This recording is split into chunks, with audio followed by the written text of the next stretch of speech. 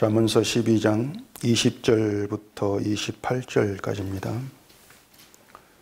악을 꾀하는 자의 마음에는 속임이 있고 화평을 의논하는 자에게는 희락이 있느니라. 의인에게는 어떤 재앙도 임하지 아니하려니와 악인에게는 앙화가 가득하리라. 거짓 입술은 여호와께 미움을 받아도 진실하게 행하는 자는 그의 기뻐하심을 받느니라. 슬기로운 자는 지식을 감추어도 미련한 자의 마음은 미련한 것을 전파하느니라.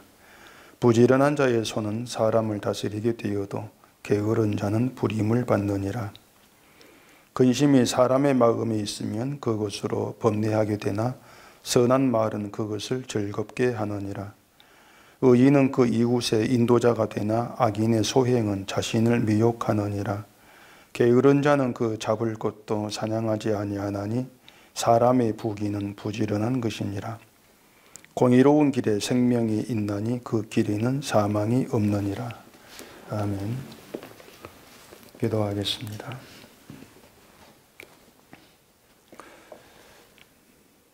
하나님께서 저주가 마땅한 저희들을 택하여 부르셨습니다. 그 뜻이 무엇인지는 우리가 말씀 안에서 찾을 수밖에 없습니다. 오늘도 이 말씀 안에서 지혜가 함께한 가운데에서 우리를 향하신 하나님의 뜻이 무엇인지를 깨달아 알아가며 그 뜻에 순종되어지는 그러한 저희로 삼아주시옵기를 간절히 바라며 예수님 이름으로 기도합니다. 아멘.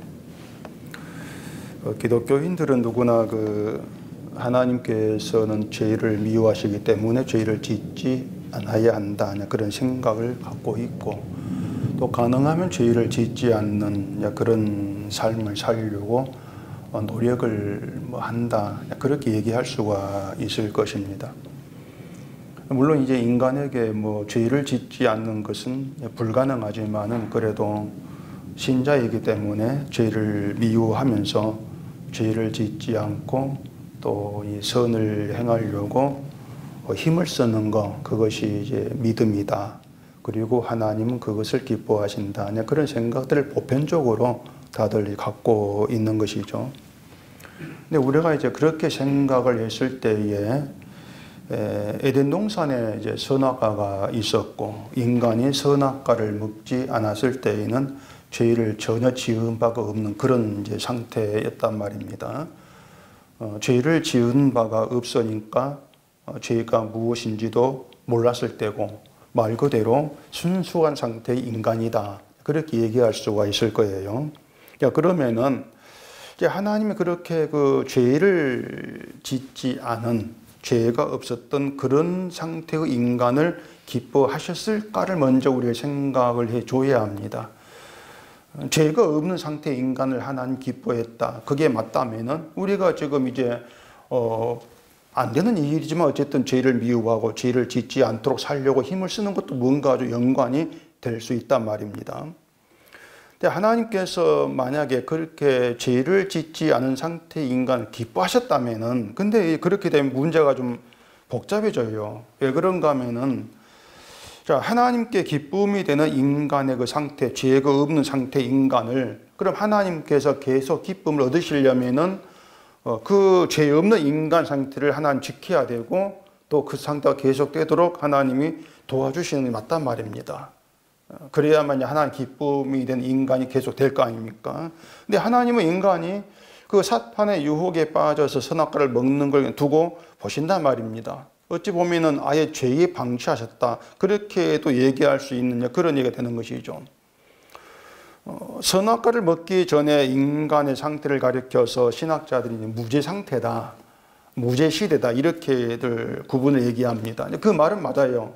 죄를 짓기 전이니까 무죄 상태, 그렇게 얘기할 수가 있을 거란 말입니다. 맞는데 이제 문제는 그 무죄 상태가 영생이 되고 구원이 되느냐고 하는 거예요. 죄가 없는 그 상태가 영생의 상태냐, 그게 문제란 말입니다. 어떨 것 같습니까? 죄를 지은 바가 없는 무죄 상태이기 때문에 그 영생이냐 구원이냐 이렇게 얘기할 수가 있냐고 하는 것이에요. 대개 보면 이제 그렇게들 생각하거든요. 죄를 지은 바 없으니까 그때 영생이냐. 근데 죄를 지어가지고 영생 잃어버렸어. 그래서 이제 그렇게들 이어간단 말입니다.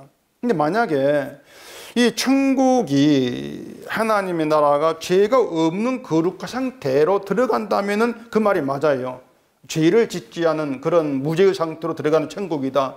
그렇다면 그 말이 맞는데, 물론 천국은 죄가 없으면 들어갑니다. 죄가 없으면 들어가는데, 그러면 처음에는 죄가 없는 무죄 상태였다가 나중에 죄를 짓는다. 그래 무죄 상태가 사라져버렸다. 그럼 어떻게 되냐고 하는 것이죠. 결국 그렇게 되면은 무죄 상태에 있을 때에는 영생에 있었다가 죄를 짓게 되면서 영생에 탈락되었다. 이렇게 얘기가 되어지지 않겠냐 말이에요. 자, 그러면은 그렇게 무죄하다가 죄가 없다가 죄를 지었어요.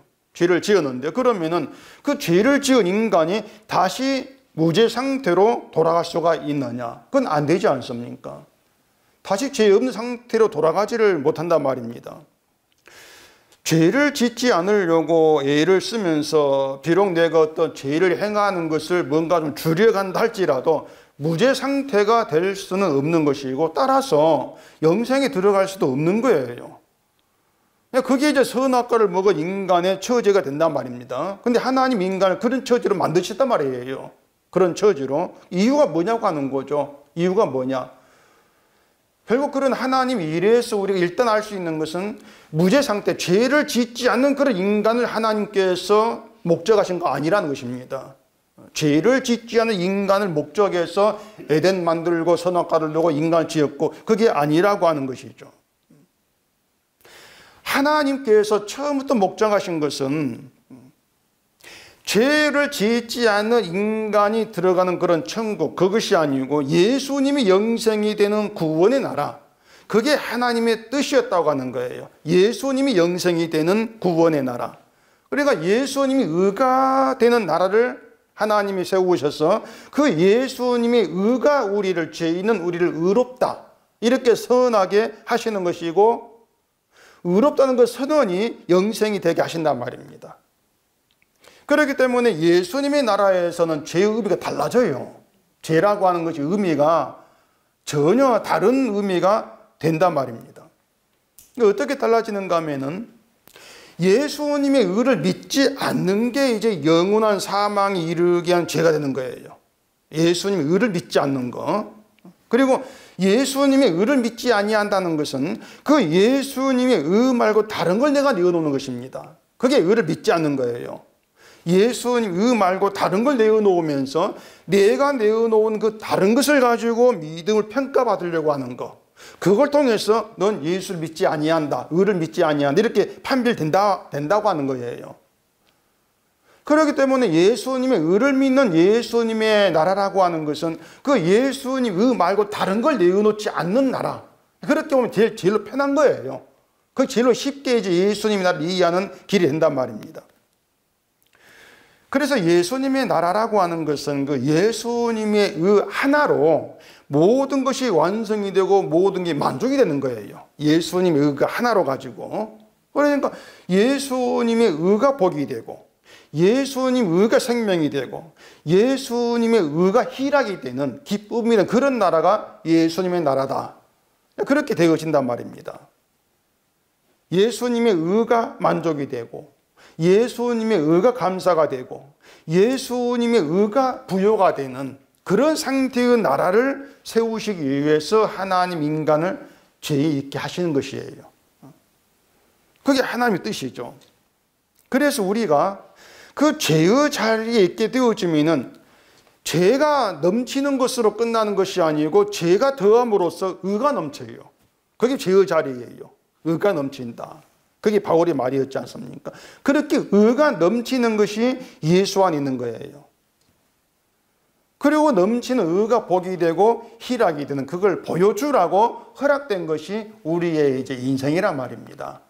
하루하루 살아가는 것이 나를 보여주라고 있는 것이 아니고 예수님의 의가 복이 되는 거, 희락이 되는 거, 그걸 너는 나타내라, 증거해라. 그렇게 허락되어진 삶이다. 그렇게 일을 하셔야 돼요. 그렇다면 우리 인생에서는 내가 잘한 것만큼 복을 받는다, 이건 없는 거죠. 그 분명한 거예요. 예수님이 유일하게 하나님께 기쁨이 되는 이제 아들인데 그 아들 안에서 아들과 하나 된 그런 관계에서 영생을 얻었고 그 아들의 의가 넘치는 복이 되는 그런 완성의 상태에서 그 완성을 누리고 증거하고 보여주라. 그런 뜻이 우리를 신자로 삼으신 것이다. 그게 하나님 목적이다. 그렇게 이해할 문제란 말입니다. 그렇기 때문에 죄를 짓지 아니하지. 죄를 짓는 건 하나님께서 미워하신 거야. 그런 생각은 그 생각 자체가 우리에게 초래한 결과가 엄청나다는 걸 우리가 좀 알아야 되는데 그걸 사람들은 모르죠. 죄를 짓지 않아야 돼. 그게 하나님 기뻐하신 거야. 그 자체가 예수님을 믿지 않는 것인데 그것을 간파를 하지를 못하는 것이 이제 인간들의 미련한 어리석음이다. 이렇게 볼 수 있는 것이죠. 지혜곡이 되어지면 그걸 알게 되는 거예요. 내가 죄를 짓지 않고 내가 복이 있는 그런 자가 되겠다고 하는 것이 예수님 의를 내가 조롱하고 멸시하고 해방하는 것. 모든 내용을 알게 되어지기 때문에 지혜곡이 되어지면 그런 나의 모든 생각들을 미워하게 되는 것이죠. 그것이 하나님과의 원수되는 십자가의 원수되는 것이었구나. 그걸 내 안에서 보게 되어진다고 하는 것입니다. 근데 사람들이 그래요. 예수를 자꾸 돌아보려고 하는 것이 아니고 자기를 돌아보죠. 늘 자기를 돌아보면 또 부족하다 이런 자책이 나오게 되니까 결국은 좀 더 나은 것으로 나를 채워야 되겠다. 그런 유혹에서 벗어나지를 못하게 된단 말입니다. 그렇기 때문에 이제 이 신자에게 참 필요하고 중요한 작업 중에 하나가 성경과 대화를 해야 돼요. 성경과 대화를 해야 된다. 성경과 대화를 하게 되어지면은요, 인간, 나라고 하는 건 항상 비워져야 될 대상으로 드러납니다. 나는 비워져야 돼, 대상이고, 그 비워진 그 자리에 하나님의 아들이 의로 채우신다는 걸 알게 돼요. 비워진 거로 끝나는 것이 아니고 아들의 의로 채워진단 말입니다. 근데 기독교인들 대개 사람들 보면 성경과 대화를 하는 것이 아니고 자기와 대화를 해요. 내가 나와 대화를 한단 말입니다. 예를 들어 22절에서 이런 말이 있어요. 거짓일술은 여호와께 미움을 받아도 진실하게 행하는 자는 그의 기뻐하실 받느니라. 사람이 이런 구절을 또 보고 자기와 대화를 하게 되어지면은요, 하나님은 거짓말을 미워하고 진실이 행하는 그런 사람을 기뻐하신다. 그렇게 이제 스스로 대화를 하죠. 그러면서 나는 거짓말하지 않고 과연 진실이 행하는 그런 사람인가? 또 그렇게 자기를 살피게 되면서 거짓말을 하지 않아야지. 자, 그렇게 나아가는 게 자기와 대화하는 거예요. 내가 나에게 묻고 내가 답한단 말입니다. 스스로 자기에게 묻고 내가 묻고 내가 답하는 것이죠. 그러다가 이제 누군가에게 내가 거짓말한 게 생각이 나아지면은 내가 하나님께 미움받을 일을 했구나. 반성과 회개를 또 하게 되어진단 말입니다. 그게 자기와 대화하는 거예요. 성경을 가지고, 구절을 가지고. 또 28절에 보면은 의로운 길에 생명이 있나니 그 길에는 사망이 없느니라. 그렇게 또 얘기하는데 또 이런 구절 가지고 또 나와 대화를 하게 되면은 어떻게 하는 것이 의로운 길을 가는 것이지? 또 그런 생각을 하게 된단 말입니다. 내가 나에게 묻고 또 내가 나에게 납득이 되는 그런 답을 스스로 하는 거예요. 그럼 맞아. 의로운 길을 가려면은 예수를 잘 믿어야 돼. 바른 또 행함이 있어야 돼. 그렇게 스스로 답을 한단 말이에요. 그러면서 나는 그런 행함이 있는가 또 잘 돌아보게 되는 것이고, 이러한 것들을 기독교인들이 지금 이 성경을 보는 방식이란 말입니다. 말은 성경을 보는 것을 하나님 말씀을 듣는 것이야. 이렇게 하는데 그걸 뜯어보면은 하나님 말씀을 듣는 것이 아니라 나와 대화하면서 내 말을 내가 듣고 있는 그런 식상이란 말이에요. 내 생각이 내가 동조하면서 그렇게 성경을 보고 있는 것이죠. 그래서 자기 생각에 맞다고 생각되는 그런 일을 이제 해나가면서 나는 믿음으로 살았으니까 복을 주세요. 이제 이런 요구를 또 당당히 한단 말입니다. 그냥 자기 생각에 옳다고 생각된 그런 일을 그냥 하는 것일 뿐인데 그것을 복의 빌미로 그렇게 들이밀고 있는 것이죠. 결국 사람들이 그래요. 하나님께 옳은 것이 무엇인가 하는 것을 아예 생각하려고 하지를 않습니다. 하나님께 옳은 것. 그러니 성경을 본다 해도 하나님과의 대화는 사라지고 자기 말만 하게 되는 이것이 지금 기독교인들의 심각한 문제점이다. 그렇게 진단해 볼 수가 있는 거죠. 20절에 봐보십시다. 악을 꾀하는 자의 마음에는 속임이 있고 화평을 의논하는 자에게는 희락이 있느니라. 자, 거기 보시면 화평을 의논하는 자에게는 희락이 있다. 이렇게 얘기를 하고 있는데, 자, 이 화평이 누구와의 화평을 말하는 것이겠습니까? 사람과 화평이 아니죠. 하나님과의 화평을 지금 얘기하고 있는 겁니다. 그러니까 사람과 아무리 친하고 화평을 이룬다 해도 하나님과 화평하지 못하면 그 길에 생명은 없죠. 생명이라고 하는 건 하나님과의 화평의 관계 속에서 있는 것이기 때문에, 자, 그러면은 그 하나님과의 화평을 누구와 의논하게 되겠습니까? 의논한다고 하는 것은 나 홀로 답을 내는 거 아니고 그 대화하는 대상이 있는 거예요. 의논하는 대상이 있단 말이에요. 그럼 하나님과 화평을 누구와 의논하면 되겠냔 말이에요. 목사님 저와 의논하면 되겠습니까? 제가 여러분을 하나님과 화평 관계 있게 하지를 못합니다. 저와 아무리 의논한다 할지라도 방법이 없어요.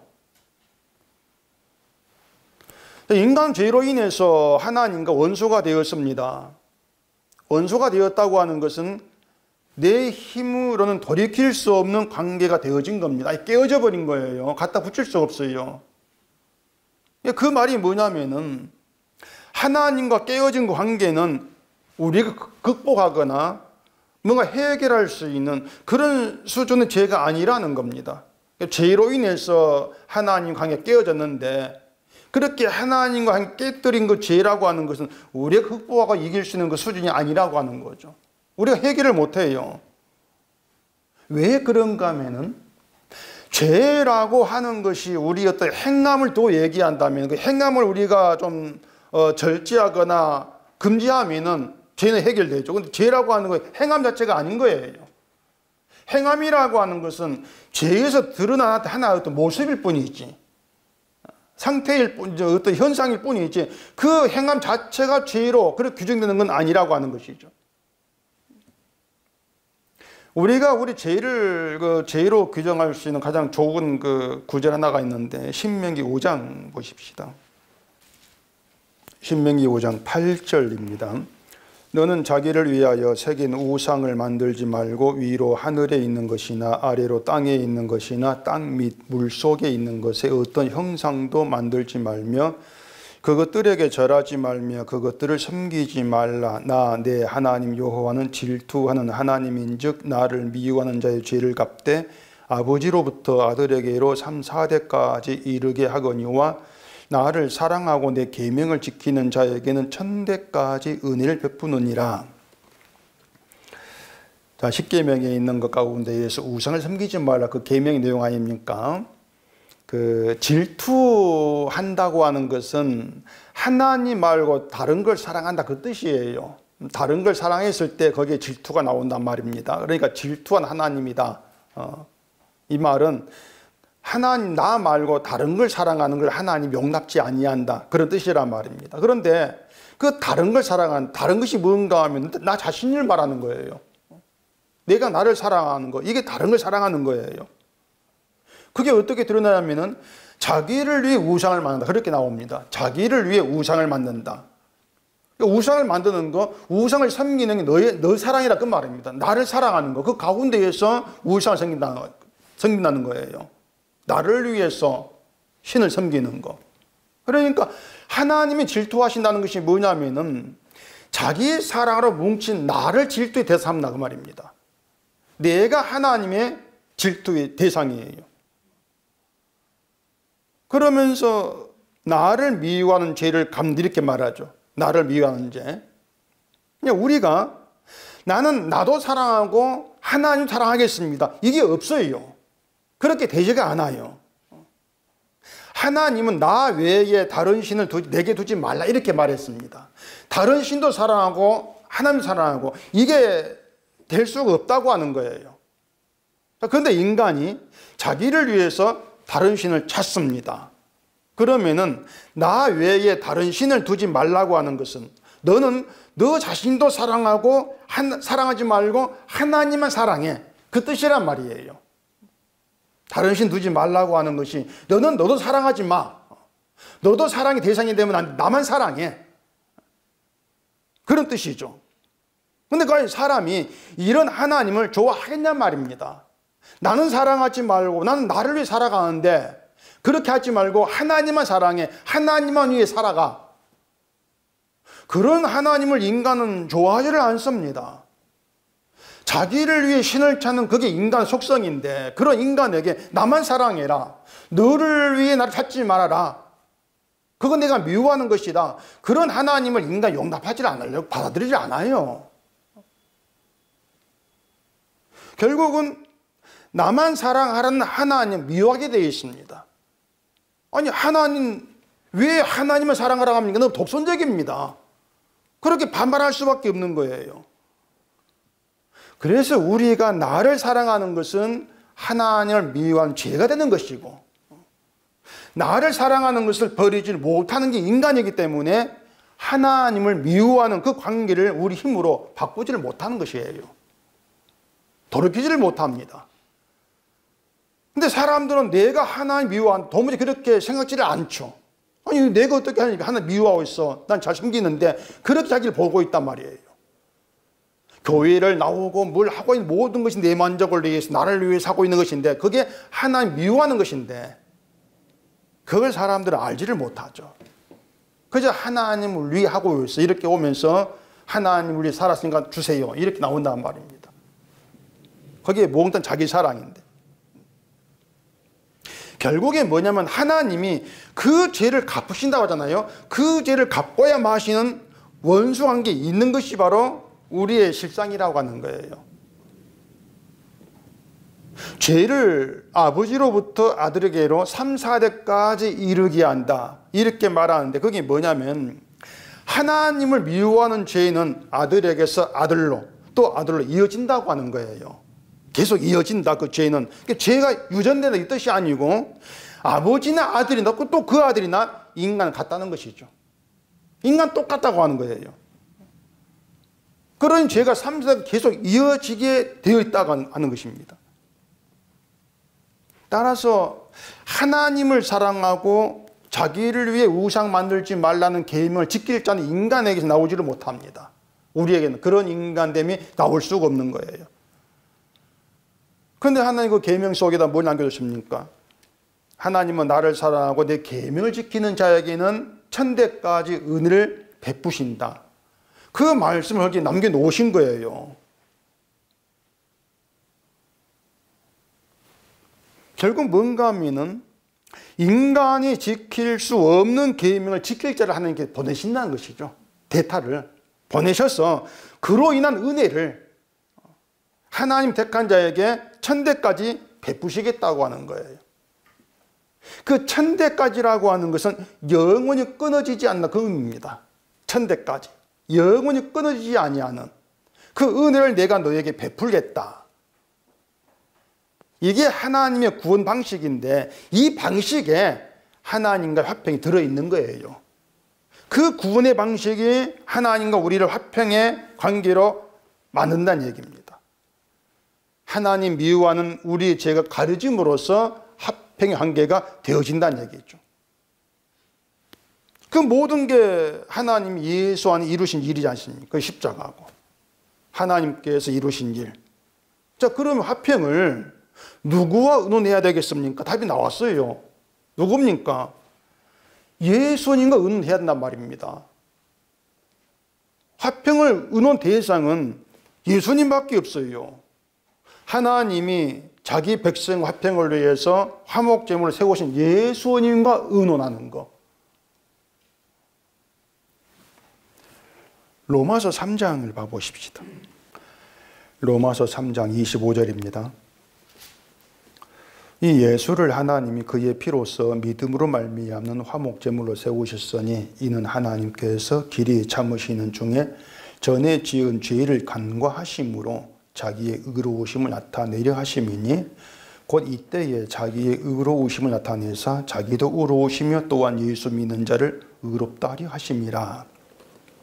우리가 이 말씀을 가지고 예수님과 화평에 대해서 의논을 한다. 한번 그렇게 가정해 보십시다. 여러분 앞에 예수님이 계신다고 하고 예수님과 대화를 해보시란 말입니다.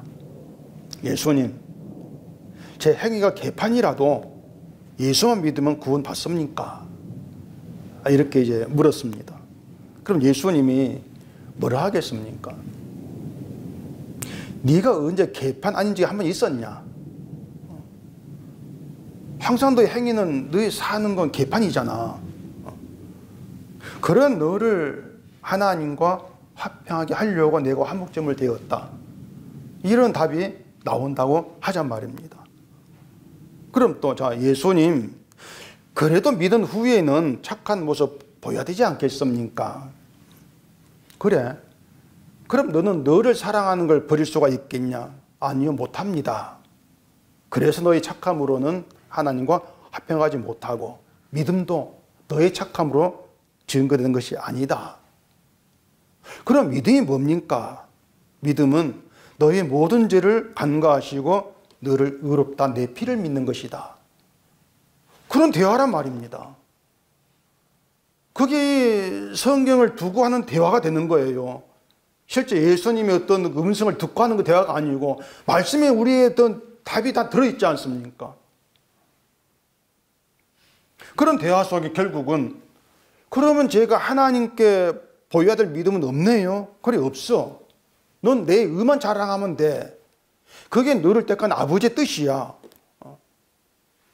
그런 대화로 이어질 게 아니냐 그 말입니다. 자, 이렇게 예수님과 대화를 상상해 봤는데 방금 읽은 로마서를 토대로 한 그런 대화가 맞아요. 그렇게 흘러가는 게. 그게 맞단 말이에요. 그런데 그렇게 하나님 예수님과 화평을 의논하게 하는 게 성령이 하는 일이란 말입니다.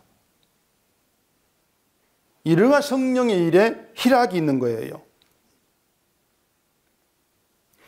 그래도 또 이제 우리가 오해를 하지 않을 것이 뭔가 하면은 희락이 있다. 20절에 이렇게 얘기하지 않습니까? 희락이 있다. 그 희락이 있다고 하는 것을 나에게 희락이 있는 것으로 그렇게 생각할 문제가 아니라는 겁니다. 희락은 기쁨이고 즐거움이에요. 그러다 보니까 우리는 어떻게 생각하냐면은 나에게 기쁨이 막 있고 나에게 막 즐거움이 되는 그렇게 우리 생각하기 쉽단 말입니다. 그런데 그것이 또 우리를 어떤 그 낙심과 의문으로 끌어가는 그런 이유가 되기도 해요. 자, 화평을 의논하는 자에게는 희락이 있다. 그 말을 내가 예수님과 대화를 했어. 그러면서 예수님 피를 믿는 의가 나에게 화평이 되고 그렇게 답을 얻었어. 근데 내에서 기쁨이 없네? 희락이 있다고 했는데 아니 내 말 기쁨이 안 생기네? 그렇게 나를 살피겠다 그 말입니다. 우린 꼭 그렇게 되어지는 거예요. 희락이 있다 그러니까 내게 희락이 있을까? 내 마음 기쁨이 있나? 즐거움이 있나? 아무리 예수를 믿는다 할지라도 성경을 봐도 희락이 안 있어. 기쁨이 없어. 그럼 이 말은 뭐지? 우리는 그렇게 또 끌어가는 거예요. 그러다 보니까 아이고 나는 아직 안 되는가 보다. 그렇게 또 자기에 대해 낙심을 하는 경우가 있게 되어지는 것이죠. 그런 생각들을 굉장히 많이 하고 있습니다. 예수의 피가 나의 죄를 용서했음을 믿고 예수 안에서 의롭게 되었다는 것도 믿고 있는데 그런 그 믿음의 그 내 마음은 기뻐야지 왜 안 기쁘지?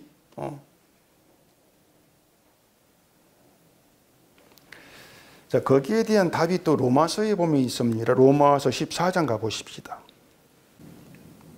로마서 14장 17절입니다. 하나님의 나라는 먹는 것과 마시는 것이 아니요 오직 성령 안에 있는 의와 평강과 희락이라. 이로써 그리스도를 섬기는 자는 하나님을 기쁘시게 하며 사람에게도 칭찬을 받느니라. 먹고 마신다고 하는 것은 우리 육신의 일입니다. 육신의 일입니다. 그리고 우리는 그 하나님의 나라 또 천국이라고 하는 것을 내 육신의 상태를 가지고 확인하려고 하는 또 그런 습성들이 우리에게 있습니다. 우리가 알고 있는, 갖고 있는 기본적인 그 천국에 대한 생각은, 천국, 하나님의 나라 평안해야 돼, 또 기쁨이 있어야 돼, 그 기본적인 생각이란 말입니다.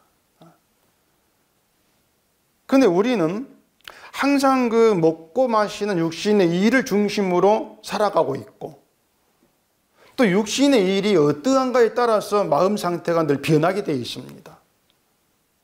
무슨 말이냐면, 일이 잘 되면 마음이 기쁘고 편안해요.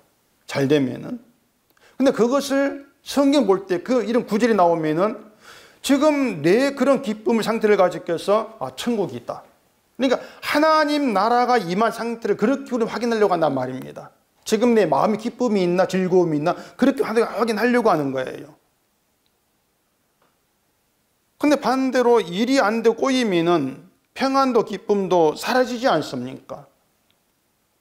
그렇기 때문에 하나님의 나라는 먹는 것과 마시는 것이 아니요. 이 뜻이 뭔가 하면 하나님의 나라를 먹는 것 마시는 것 육신의 상태로 확인하려고 말하는 것입니다. 그게 하나님의 나라가 아니라고 하는 거예요. 내 마음 상태가 어떻지? 이걸 가지고 하나님의 나라를 확인하려고 한다면 늘 바뀌죠. 변할 수밖에 없는 것이죠. 천국이 왔다가 사라지는 그렇게 한단 말입니다. 바울은 이런 인간임을 염두에 두고 하나님의 나라는 먹는 것과 마시는 것이 아니고 이렇게 얘기하고 있는 거예요. 자, 그렇다면은 성령 안에 있는 의와 평강과 희락도 내 마음 상태를 가지고 확인하려고 하면 안 돼요. 내 마음이 기쁘지 않으니까, 내 마음이 우울하고 짜증이 나. 그러니까 내는 지금 성령 안에 희락이 없어. 그렇게 생각할 문제가 아니라는 것입니다. 그럼 뭐냐? 희락이 있다는 건 뭐냐? 자, 그 사도 바울이 말한 그 내용에 그리스도를 섬기는 자는 하나님을 기쁘시게 하며 이렇게 얘기하고 있습니다. 우리가 예수님을 섬길 때 그 섬김이 나를 기쁘게 하는 것이 누구를? 하나님 기쁘게 하는 이렇게 말을 해요. 섬김이. 그러니까 하나님을 기쁘시게 하는, 다시 말해서 하나님께 희락이 있어. 하나님 희락이 되는 거야. 이 뜻이란 말이에요. 내가 아니고 하나님께 희락이 있다. 하나님이 자기 백성으로 예수님의 의를 믿게 해서 하나님과 화평의 관계에 있게 함으로써 하나님께 의와 평강과 희락이 되게 한다. 그렇게 해서 하나님께 의가 있고 평강이 있고 희락이 있게 하신다. 결국은 하나님 자기를 위해서죠. 그래서 희락이 있다고 하는 것은요, 우리 마음의 상태가 힘들고 짜증나고 우울하고 괴롭고 이것과 무관한 거예요. 내 마음이 어떤 상태이든지 간에 하나님은 하나님께 희락이 되도록 일하신다는 거죠. 하나님을 기쁘시게 하기 위해 일하신다는 것입니다. 이렇게 말하면 또 이제 우리 안에 불만이 또 싹트게 되어 있습니다. 싹트네. 그 불만이 뭐냐? 아니, 그럼 나는 뭡니까? 나는 뭐냐 말이에요. 나는 뭐예요? 내가 돈 벌고 뭐 성공하는 그런 복을 원하는 건 아닌데, 그래도 믿음으로 인한 희락, 평강, 어떤 기쁨, 그런 건 내가 누리도록 해줘야 되지 않겠냐고 하는 거죠. 부자 되게 하는 건 내가 안 바랍니다. 그래도 또 믿음 때문에 내 마음이 기뻐지는 거, 그건 좀 줘야 되지 않겠냐고 하는 거죠. 근데 그것조차도 결국 자기 사랑에 속한 욕망이라 하면은 이걸 이해할 수 있겠습니까? 그것까지 내 사랑에 속한 욕망이다. 믿음이 내 마음의 평강이 되고 희락이 된다. 믿는 사람들은 다들 그런 마음 상태를 원하고 있습니다. 내 마음이 그렇게 기쁨이 있고 넘치기를 원하고 있죠. 근데 이유가 뭐냐면 자기 행복이에요. 결국에는 내 행복하겠다는 것이죠. 세상에 어떤 일이 있든지 간에 예수로 인해서 평안하고 마음의 기쁨이 있기를 원합니다. 그것은 하나님을 위해서 그런 게 아니란 말입니다. 내 마음이 편하는 거. 마음이 편하면 행복하잖아요. 그것을 누리고 싶어 하는 것이죠.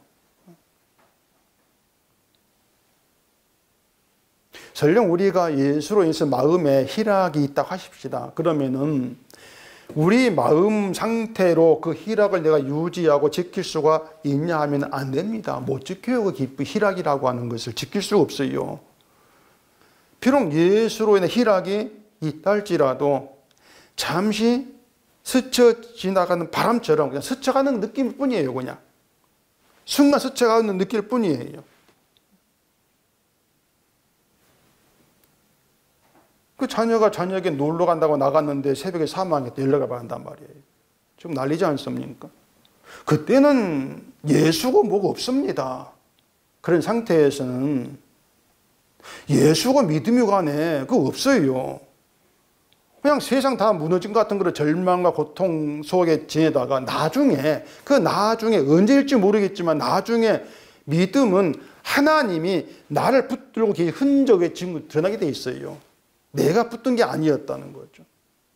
하나님께서 붙들어 끌어가신 것이었다. 나는 비록 육신의 일로 인해서 원망과 불평과 짜증과 우울한 모든 그런 상태에 갇힌다 할지라도 하나님은 예수 안에서 영원한 은혜를 내게 베풀고 계셨다는 것. 그걸 알게 될 때가 있는 거예요. 그걸 알게 되어지면은 난 아니구나. 이걸 절실하게 느끼게 되어지는 것이죠.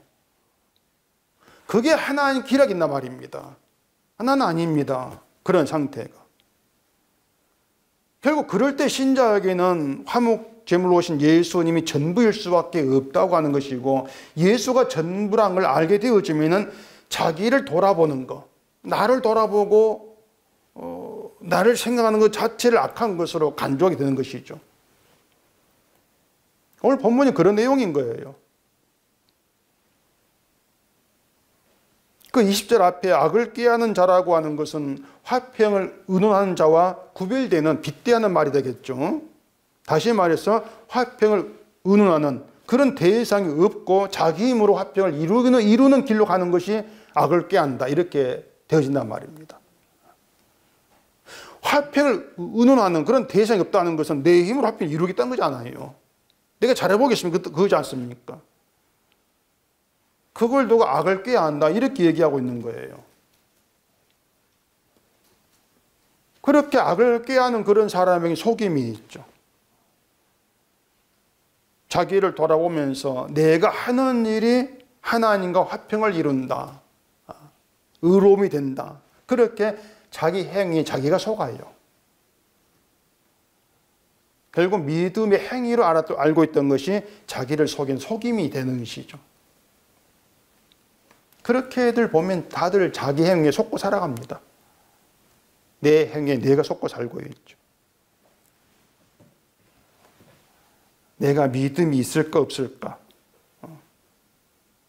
내가 믿음 가운데 있는 것이 맞는가 틀린가 이렇게 자기 확인하려면 그걸 자기 행위를 돌아볼 수밖에 없는 것이고 행위가 좋은 믿음 가운데 있구나. 이게 속는 거잖아요. 결국 사람들은 그렇습니다. 자기를 확인하고 싶은 유혹에서 벗어나지를 못합니다. 그 유혹이 참 지독해요. 우리 사탄이 그렇게 자기를 돌아보게 하죠, 나를. 하나님이 나를 예수 안에 부르셨고 예수님의 의가 나에게 있다. 그걸 믿는다면요. 그 믿음 나를 확인하려고 하는 것을 자유롭게 합니다. 확인할 이유가 없는 것이죠. 확인해서 확인되는 것도 아니겠지만 내가 확인할 문제가 아니란 얘기예요. 그 22절 가보십시다. 거짓 입술은 여호와께 미움을 받아도 진실하게 행하는 자는 그의 기뻐하실 받느니라. 여기도 보면 거짓 입술과 진실하게 행하는 자를 구별해서 이제 말하지 않습니까? 거짓 입술 다음에 참된 입술, 이렇게 말하는 것이 아니고 진실하게 행하는 것으로 그렇게 얘기를 하고 있습니다. 진실하게 행한다고 하는 것은 자기의 행함이 아니고 화평이 되신 예수님의 행함을 높이고 자랑하는 게 진실 행하는 거예요. 내 행함은 가치가 아닙니다. 그걸 알기 때문에 예수님 행함을 높이게 되는 것이죠. 그게 진실한 거예요, 인간에게. 그게 하나님을 기쁘게 하는 것이고 하나님은 그의 기쁘심을 받는다. 이렇게 얘기한단 말입니다. 그러면 거짓 입술은 뭐겠습니까? 자기의 선한 행함이 하나님을 기쁘게 하는 이 거짓 입술이죠. 우리의 선한 행함이 하나님께 기쁨이 돼. 이게 거짓이란 말이에요. 이런 내용에서 우리가 분명히 할 수 있는 것은 지혜는 결국 지혜는 나에게서 나올 것은 죄밖에 없음을 알게 합니다. 그게 지혜예요. 혹 의가 나온다면 그 의는 내 것이 아니죠. 내가 드러내는 것이 아니라 성령이 하시는 일로 우리는 받아들인단 말입니다. 예수가 내 안에 살고 계셔서 그 예수님이 그걸 나타내고 있는 것, 그렇게 알고 있는 것이죠. 그래서 23절에 보면은 슬기로운 자는 지식을 감추어 미련한 자의 마음은 미련한 것을 전파하느니라. 그렇게 얘기를 하고 있죠. 슬기로운 자는 지식을 감추는데 미련한 자의 마음은 미련한 걸 전파한다. 슬기롭다는 지혜가 있다는 것이고, 지혜가 있다고 하는 거 말씀드린 것처럼 자기에게 어떤 그 가치 있는 거, 나를 높일 줄 만한 것은 나오지를 아니하는 걸 알고 있는 거죠. 그렇기 때문에 그 지혜 있는 자는 자기에게는 지혜까지 될 것을 여기지를 않습니다. 이건 내 지식, 내 지혜가 아니다. 그렇기 때문에 내게 있는 것을 높이려고 하지 않고 감추는 거예요. 드러내지를 않는 거, 숨기는 것이죠. 내 것이 아니니까. 반면에 미련한 자는 자기의 것으로 알고 있죠. 이건 내가 알고 있는 거야. 결국은 그렇게 자기를 높이다 보니까 그것이 자기를 미련한 것을 전파하는 것으로 그렇게 얘기가 되어지는 것이죠. 전파하면서 전파는 자기를 바라보고 또 포기하죠. 그게 미련한 거. 그렇게 얘기를 하고 있습니다. 난 복음을 안다 뭐 이런 식이겠죠. 그러니까 비록 복음을 전파한다 할지라도 복음을 알고 복음을 전파한 자기 가치를 둔다면 그걸 미련한 걸 전파하는 것일 수밖에 없다고 한단 말입니다. 근데 본문에 또 뜬금없이 이제 등장한 말이 있습니다. 24절 이제 봐보십시다. 부지런한 자의 손은 사람을 다스리게 되어도 게으른 자는 부디움을 받느니라. 이렇게 얘기하고 또 뒤에 27절입니다. 게으른 자는 그 잡을 것도 사냥하지 아니하나니 사람의 부귀는 부지런한 것이니라. 우리가 아까 말씀드린 것처럼 성경과 대화 없이 나와 대화를 하게 되어지면은 이런 구절을 가지고 누구에게나 납득이 되는 뻔한 말을 또 하게 될 수밖에 없어요. 부지런한 사람, 부자가 되어서 사람을 다스리게 되지만 잡을 것도 사냥하지 않는 게으른 사람은 가난하게 되어서 불의를 받는다. 종이 된다. 이렇게 해석을 하는 거죠. 그러면서 부지런해져야 된다. 게으르면 안 된다. 이렇게 말이 되어지겠죠. 세상을 사는 이치가 이제 다들 그렇다고 생각하기 때문에 그런 말을 당연하게 받아들인단 말입니다. 근데 사실 보면 또 세상 이치는 우리가 부지런하다 해서 부자는 것도 아니지 않습니까? 그리고 또 잠언에서는 부자 되기에 애쓰지 말라 이런 말도 있다는 걸 생각하면은 부지런해야 부자가 돼. 이런 뜻을 하는 말은 아니란 우리가 알 수가 있는 거예요. 그런 뜻이 아니죠. 27절에 보면은 사람의 부귀는 부지런한 것이니라. 이 말을 보세요. 부지런하면은 부귀를 누린다. 그 뜻이 아니고요. 부지런한 것이 부귀다. 그 뜻이에요. 부지런한 거, 이게 너희 부귀야. 결과를 지금 말하는 거 아니란 말입니다. 부지런함이 있어. 근데 그게 너희 부귀야. 그 뜻이죠. 그러면은 부지런하다는 것을 돈을 벌기 위해 힘쓰는 그런 부지런을 말하는 건 아니다 말이에요. 저 사람 참 부지런해. 새벽부터 일을 한다. 그래요. 그럼 돈을 얼마 벌었는데 이렇게 나을 거 아니겠습니까? 결과를 보잖아요. 아무리 부지런하게 산다 해도 강하다 하면은 부지런히 칭찬을 돌아오지를 않습니다. 우리 조롱이 되죠. 자, 그러면은 부귀가 되는 부지런함, 그게 이제 뭐겠냐고 하는 거죠. 세상은 돈으로 부유해지지만 예수 안에서는 예수님이 부여가 돼요. 예수님이고 우리의 부귀란 말입니다. 그러면은 부지런한 건 뭐겠습니까? 간단해요. 예수를 믿는 거예요. 그게 부지런이란 말입니다. 우리가 알고 있는 부지런함은 내 몸을 많이 움직여야 되는데 예수 안에서는 그런 부지런함이 있지를 않아요. 우리가 열심히 뭘 하는 걸 부지런하다 이렇게 보는 것이 아니고 예수를 믿는 것을 부지런으로 그렇게 간주한단 말입니다. 그 게으른 것은 27절에서 잡을 것도 사냥하지 않는 것으로 말하는데 그 사냥하는 것을 굽지 않은 것 이렇게 이제 그 성경 밑에 표시가 되어 있을 거예요. 사냥을 한다는 것은 양식을 얻기 위한 겁니다. 내 양식을 위해서 사냥을 하죠. 근데 우리에게 예수님이 참된 양식으로 오셨다면은 우리가 잡을 건 예수님이에요. 예수님이 양식이란 말이에요. 그런데 양식이 되는 잡아야 될 걸 잡지 않고 엉뚱한 게 정신 팔려 있는 그게 게으른 것이에요. 그래서 게으른 자는 가난해질 수밖에 없는 것이고 물질이 가난이 아닙니다. 예수가 없는 게 가난한 거예요.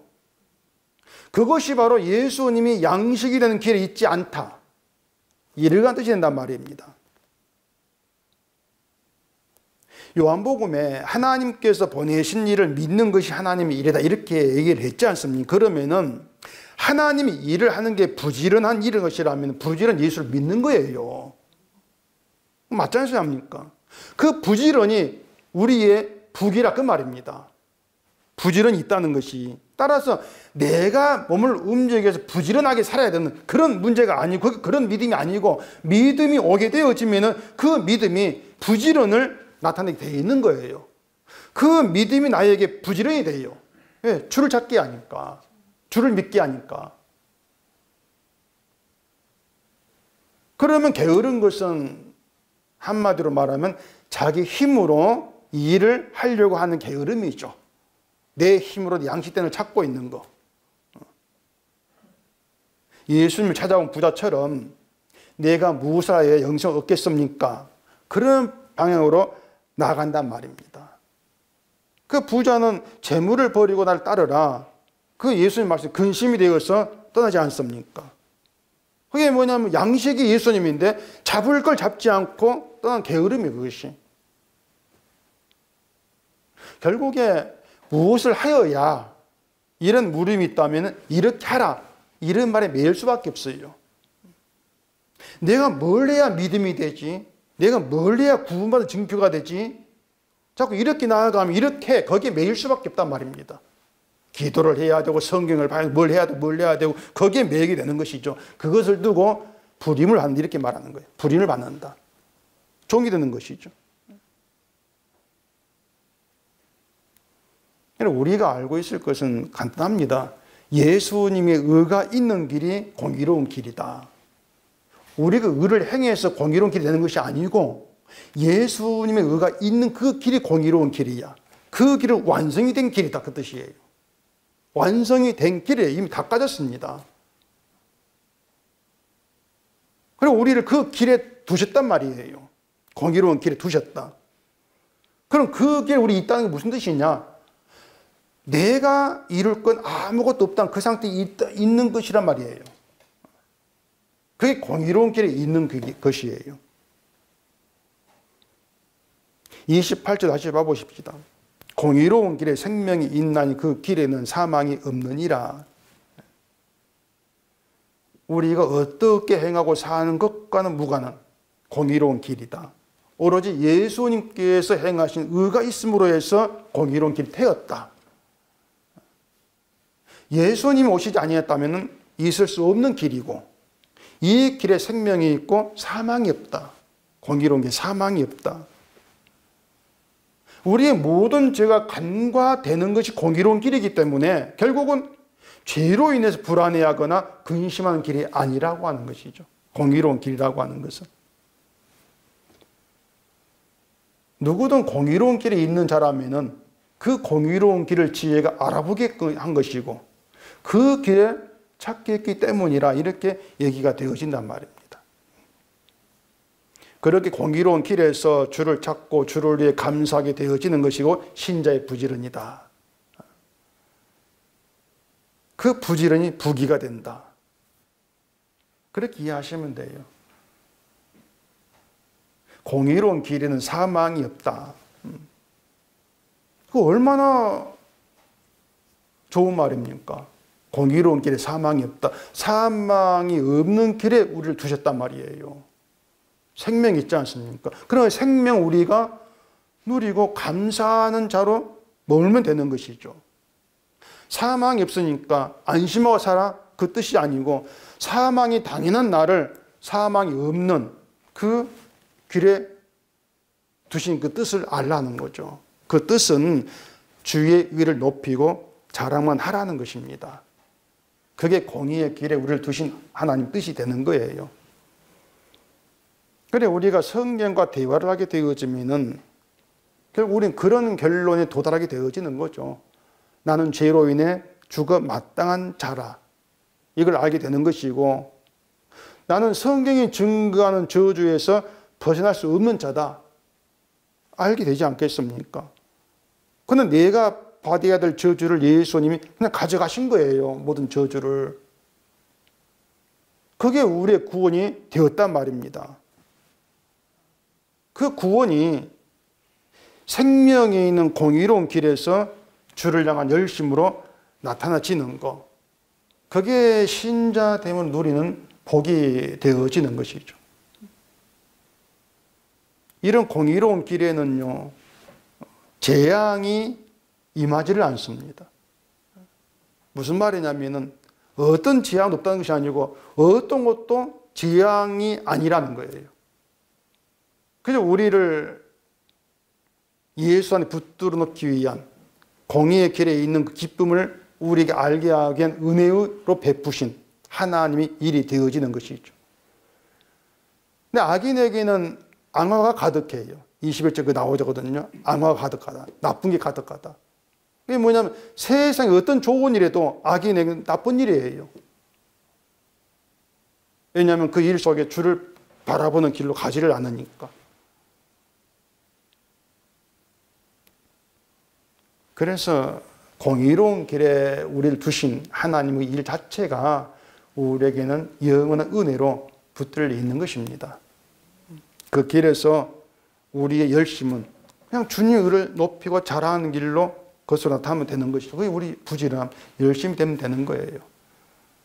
그것이 우리 부르신 주의 뜻이라는 것을 늘 좀 돌아오면서 성경과 대화를 하시면서 내가 누구인가 알아가시고 우리가 누릴 복이 무엇인가 그걸 깨닫는 가운데에서 늘 감사함이 있는 우리가 되기를 바랍니다.